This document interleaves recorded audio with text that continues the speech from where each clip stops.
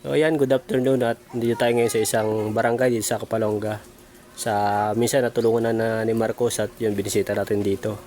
Yan, papatila lang kami ng ulan kasi nabot kami ng ulan. Mahina lang naman. Yan yung pabahay ni Marcos. Kay Abdullah, yung anak ng Indiano. At yan, ito nakapatay yung camera ni Marcos. At magpapalipad sana si Marcos ng drone kaya lang ay yan, nag-aambon. Si Commander, naiwan namin sa beneficiary niya kasi dito lang naman yung malapit lang naman. Nadadaanan lang. So, nagpaiwan muna siya dun para mag-vlog. Tapos diretso kami sa beneficiary ni Marcos. Para sa ganun, mabisitar namin ng sabay. At yan, kaya lang inulan tayo. Patila muna tayo. Maya-maya, palipadan na ng drone ni Marcos. Yan. Si Marcos palipad ng drone, medyo wala na yung ulan. Kami ako naman si Yeah. naglalaro na naman ng bata. Ha? Naglalaro ulit ng bata. Ayos naman yung laruan mo. Di para ano, yung mga ting kasi na nagbablog tayo dito, wala tayong mga ganito ay para pakita naman natin kung saan yung location ng pinagtitirhan nila. Para mas mauunawaan kasi ng tao yung sitwasyon nila kapag nakikita yung pinagtitirhan ng tahanan.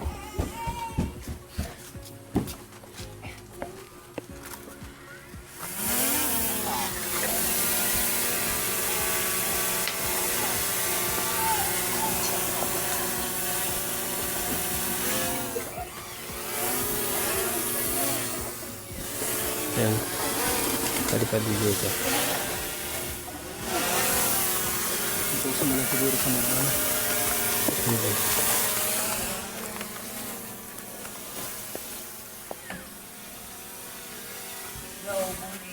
Saan Abdul? Ano? Tingala ka Abdul? Ano? Tingala ka. Tapat mo na. Nag-iiyak. Hindi na po, hindi na. Natakot. Hindi na.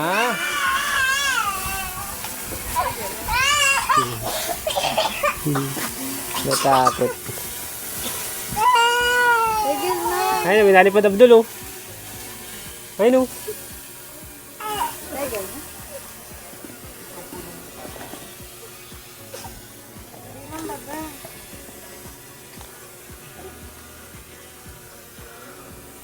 Yan, taas na.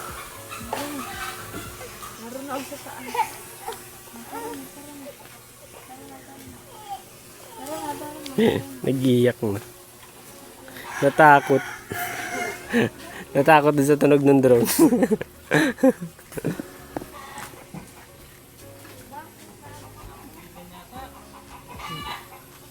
Baka napuwing. Shit. Kaya ko pinapalipad, di naman naka-record. Ulit. Ulit. Ay, naka-picture. Nalimutan na. Nalimutang i-play. Nalibong pagpapalipad. Ang hirap talaga pag hindi mo laging ginagawa ang bagay. Tama, kita pati natin kung ano dyan, ilog dyan, o yung dagat dyan, ano. Sa likod. Ay, nana ng ibon. Hindi mo ano. Yung bata nakasilip. Ay, pag mo na lang. Yan yung ilog na nalaki dito, ang ilog hanggang dito. Nagiging dagat din itong ilalim ng bahay nila Ate Isabel. May malawak pala dyan, ano? Na, Parang fish pond. yun nga yung fish pan nga dyan. Ayun na pala yung dagat, oh. Saan dagat? Layo ng dagat pala dito. Ay. Puro fish pond pala ito. Lawak ano. Ah, kung lapit sa dagat, puro fish pond naman. Pero yan din yung ano dun. Pero dagat na.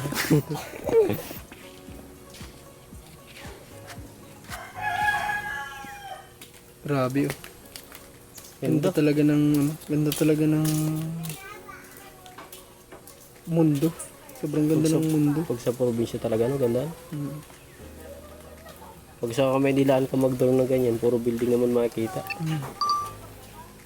Tsaka dito ka mabibilib sa create ng ano, ng Diyos, sa creature ng Diyos. Ganda. Grabe. Parang mga danawad lang siya ng malalaki, ano? Ang tani mo lang ng palay. Ano yung bahay natin dyan? Parang nawala yata, naligaw na yata yung drone ah. Naligaw na. Yan na.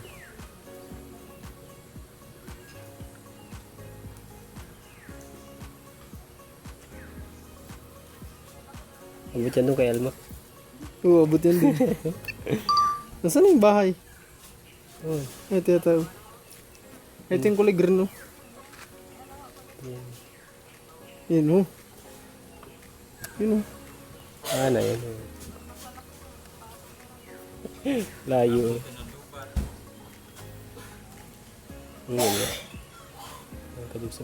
Yan tayo. Ah, ito na, tapat na. Hindi nakita. Hindi kita. So yan, at pabalik na kami dun sa kila Alma. At salubungin namin si Alma dito sa ano, daanan namin dun sa binablog niya sa beneficiary niya. At yan, lalakad kami dito. Tama, kunting ano lang yan, oh. Alin? Kunting putik na agad. Ito ano? Yung daanan namin.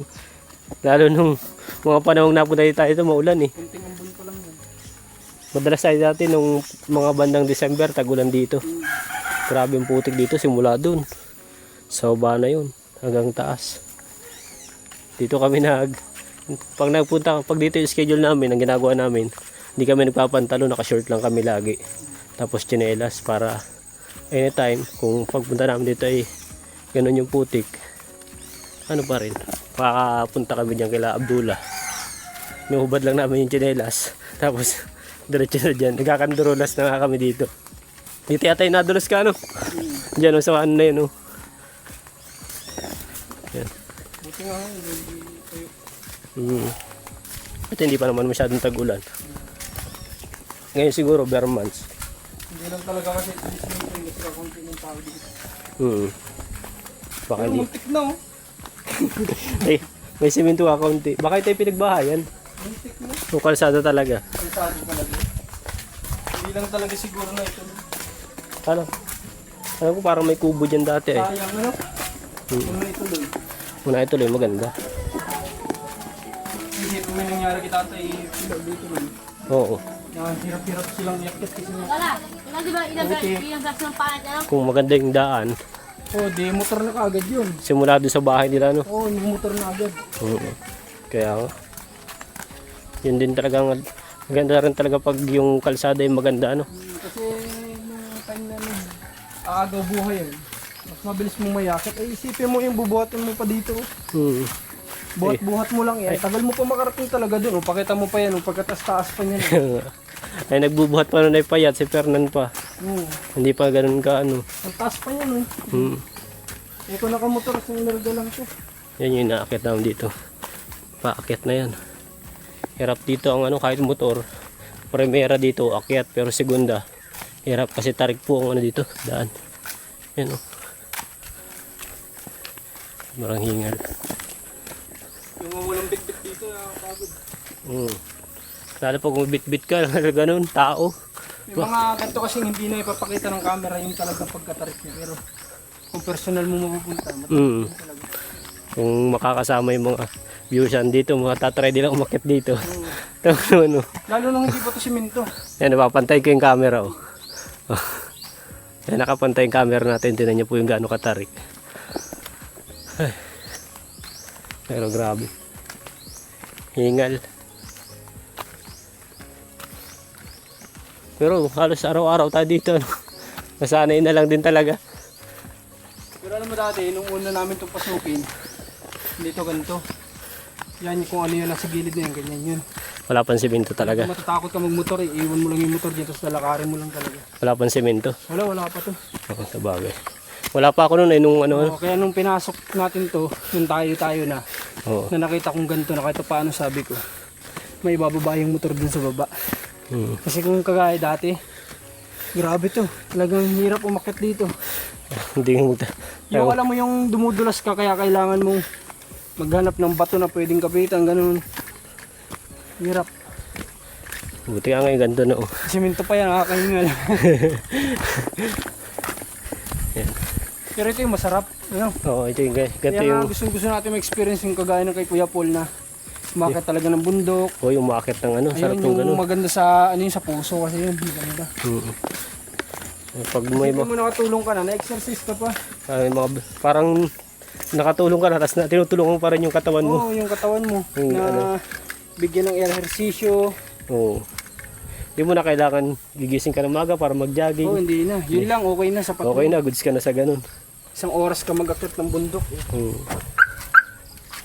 Ano? Puti na mo. Ilang minuto lang tayo doon, mga 30 minutes. Oo. Kung may pinagbahayan na ng gagamba dito.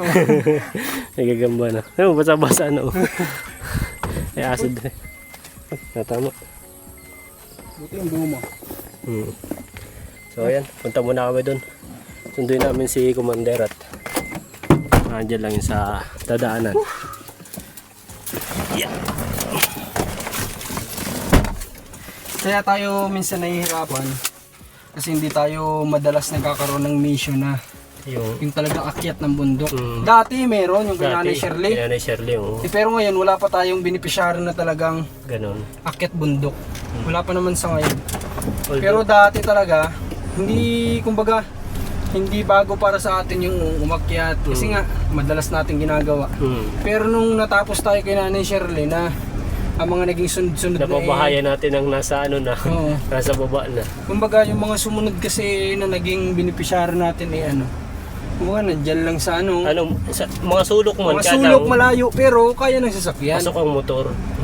Pero yung Pantayan. talagang parang kagaya kay Nanay Shirley na hindi tayo makakatulong sa kanya kung di natin maakyat yung Kung hindi natin bundok. lalakarin. Kasi bundok yun ay. Bundok. Hindi naman, Doon talaga talagang Yung- risky yung pag-akyat din kasi bangin na yun. Bangin na, Halos yung dinadaanan isang dangkalat kalahati lang, halos kasi yung dalawang paa mo. Na kapag maputik pa yun, madulas ka, laglag ka dun sa bangin, yung taas nun. oo. Yung, Di ba? Ilang beses na din ako muntikan dun. Oo, yung nung may dala tayong bigas. Oh, may bigas na talaga, Na- hirap talaga. Isipin mo may dala ka ng bigas. Buti nga ka mo, yung may naka, ano doon na, ano, yung putol na kahoy.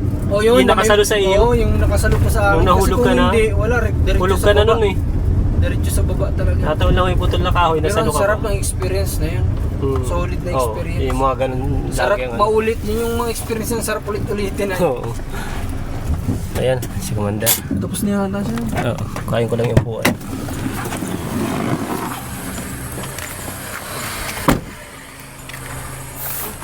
Si Badus.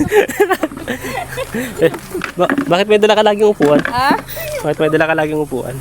Ganyan talaga pag matanda na, hindi na nakakatayo. Yan. Lagi namin dala itong upuan ni Commander at bawal siyang nakatayo. Tao po!